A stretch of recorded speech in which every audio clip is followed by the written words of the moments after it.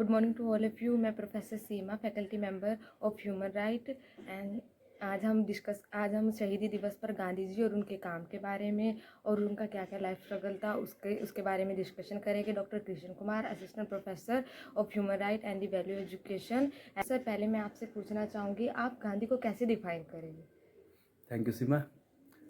देखिए, गांधी को समझना एक बहुत बड़ी बात है, क्योंकि गांधी मानव से महामानव बने हैं और उन पर उनके परिवार, गीता, कुरान, बाइबल का प्रोफेशन और उनकी जो बुक है माई एक्सपेरिमेंट विद ट्रुथ, वो लिखते हैं कि वो अपनी लाइफ की जो एक्सपीरियंसेस हैं उनसे सीखते रहे हैं। लेकिन गांधी का जो कोर प्रिंसिपल है उनकी लाइफ का, वो है अहिंसा।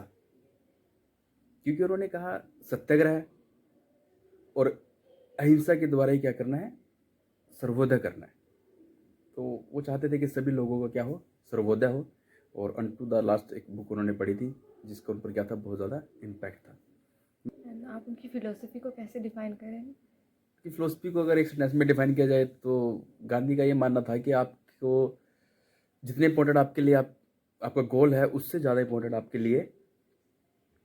लिए उस गोल को प्राप्त करने के साधन है। अगर आपके साधन ठीक होंगे तो आपका जो गोल है वो भी डेफिनेटली क्या होगा, सही होगा। और उनके रिलीजियस पर और दलित से रिलेटेड क्या विचार थे?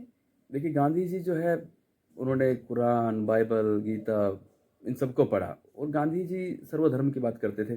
उनका मानना यह था कि सभी धर्म जो हैं समान हैं, इक्वल हैं, और एक आदमी को सभी धर्मों को मानना चाहिए। और रही बात दलितों की, तो दलितों के लिए उन्होंने एक वर्ड यूज़ किया था, हरिजन। उनका ये मानना था कि जो डिवीज़न है इंडियन सोसाइटी में टचेबल और अनटचेबल के बीच में, जो टचेबल लोग हैं वो मंदिरों में जाकर भगवान की पूजा कर रहे हैं, लेकिन बाहर आकर उसके जो बच्चे हैं, जो दलित हैं, वो भी उनको मानते थे हरिजन है, और जो टचेबल है वो तो है ही हरिजन। तो वो उसके बच्चों के साथ बाहर जाके बुरा व्यवहार कर रहे हैं, तो भगवान उनकी प्रेयर को कैसे सुनेगा। तो इसलिए उन्होंने वो हरिजन वर्ड यूज़ किया था।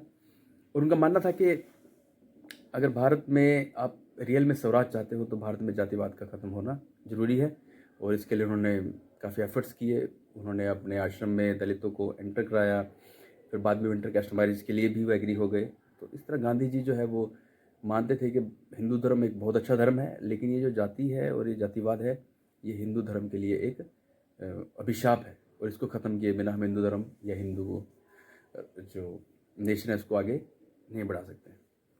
और गॉडसे ने उनको मारा, उसको लेकर आपका क्या पर्सपेक्टिव है? गोडसे को लेकर देखिए, पर्सपेक्टिव ये है कि गोडसे जो उसने बुक लिखा कि मैंने गांधी को क्यों मारा, तो उसमें वो क्लेम कुछ बातें डिस्कस कर रहे हैं कि जैसे जो इंडिया और पाकिस्तान का पार्टीशन हुआ था, तो उसमें भारत ने पाकिस्तान को 75 करोड़ रुपये देने थे, 20 करोड़ दे चुके थे, अभी 55 करोड़ देने थे, बीच में कश्मीर का कन्फ्लिक्ट हो गया।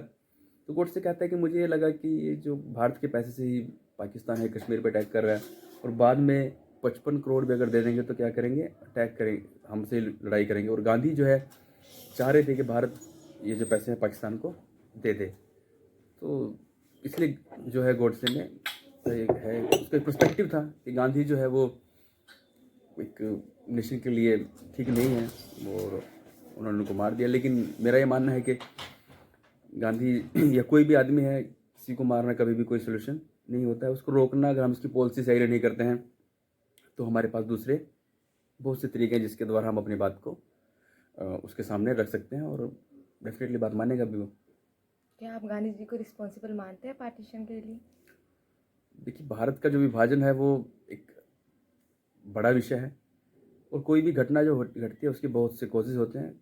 गांधी को हम मेरा खासकर मानना है कि गांधी ही खाली पार्टीशन के रिस्पॉन्सिबल नहीं है। हाँ, कुछ हो सकता है क्योंकि वो जब लीड कर रहे थे, एक जब नेता है, जब हम आज़ादी के लिए गांधी को मानते हैं कि उन्होंने आज़ादी में बहुत बड़ा योगदान है, तो पार्टीशन में भी उनका योगदान है। लेकिन पूरी तरह से गांधी पार्टीशन के जिम्मेवार हैं ऐसा नहीं है। वो नेहरू और जिन्ना की आपसी पर्सनैलिटी कन्फ्लिक्ट भी थे, अंग्रेज़ों की पॉलिसीज़ भी थी, तो उस टाइम का स्नैरियो भी था, और पॉलिटिकल पार्टीज थी, जैसे कांग्रेस का अलग आउटलुक था, मुस्लिम लीग का अलग था। तो इन सब की वजह से क्या हुआ, भारत का पार्टीशन हुआ।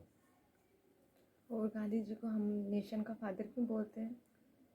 देखिए वैसे तो ये कोई ऑफिशियल तो है नहीं, ये फादर ऑफ नेशन इसलिए कहा जाता है कि जब आज़ाद हुआ तो पूरे इंडिया में जिस आदमी को जानने वाले लोग थे तो वो गांधी थे। गांधी को लगभग लगभग पूरा इंडिया जानता था। नहीं तो आप देखोगे तो भगत भगत सिंह जो है उनको जानने वाले पंजाब में और उसके नियर अबाउट हैं। सुभाष चंद्र बोस को बंगाल में है।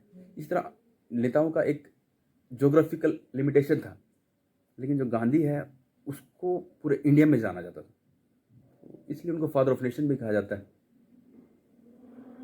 और इन सब से हमें क्या सीखने को मिलता है गांधी से?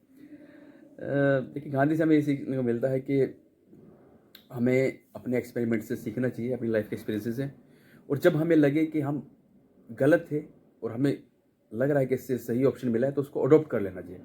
गांधी ने कभी भी अपने आप को एक रिजिड कंडीशन में नहीं रखा। उनको जैसे जैसे समझ आता गया, जो जो चीज़ उनको पता लगती गई कि वो गलत थे तो उसको वो छोड़ते चले गए। जैसे कास्ट के ऊपर बात करें तो पहले वो कह रहे हैं कि जो कास्ट ठीक है, लेकिन बाद में वो कह रहे हैं कि कास्ट जो है वो नेशन के लिए खतरनाक है। तो इस तरह आदमी को भी होना चाहिए, और आदमी की लाइफ जो एक लर्निंग प्रोसेस है, और गांधी से हमें सीखना चाहिए सत्य, अहिंसा और सत्याग्रह। Thank you sir. Thank you Seema.